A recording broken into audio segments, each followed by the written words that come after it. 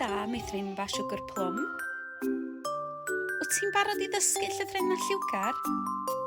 Y gair heddiw yw plwm, fel yn yr enw siwgr plwm. Dyma'r llythyran gyntaf.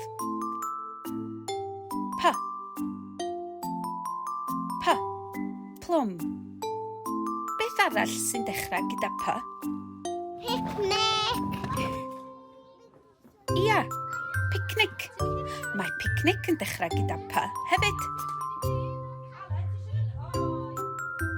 Y llythyren nesaf yw L. L. Beth sy'n dechrau gyda L? Lego! Ia, Lego.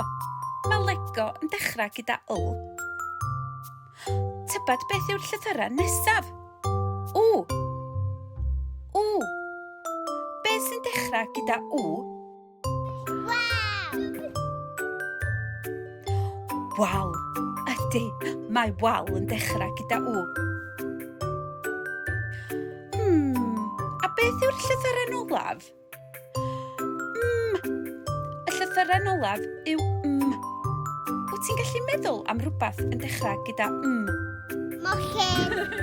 Mochyn. Mae mochyn yn dechrau gyda Da iawn, Meithrinfa Siwgr Plwm. Hwyl fawr!